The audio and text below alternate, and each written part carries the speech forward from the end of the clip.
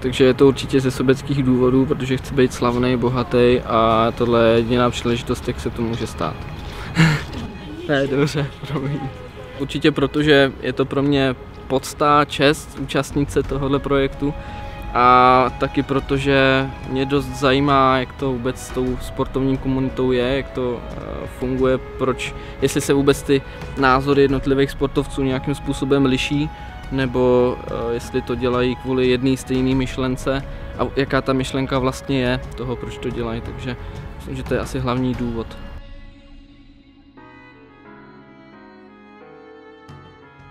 Tak těch důvodů, proč se věnuju parkouru a freerunu, může být víc. Myslím si, že se i postupem času mění.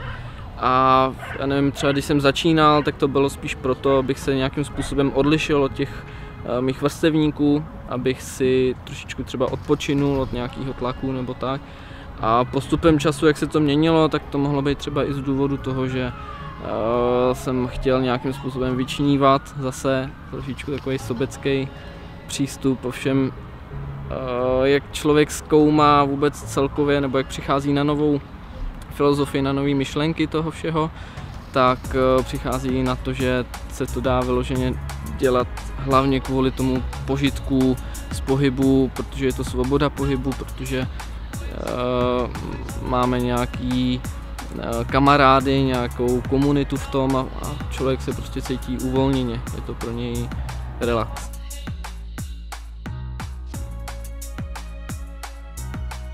Na Gravitation by se měli podívat určitě všichni lidi, i ty, kteří nesportují, protože díky tomu můžou nějakým způsobem změnit svůj postoj, svůj náhled na ty sportovce, aby viděli, že to třeba nejsou jenom nějaký vandalové nebo prostě lidi bez mozku, ale naopak, že ty lidi jsou rozumní, vědí, co dělají, vědí, proč to dělají. A třeba je to i přivede k tomu, aby začali sami sportovat nebo sami pro sebe něco dělat, anebo i naopak.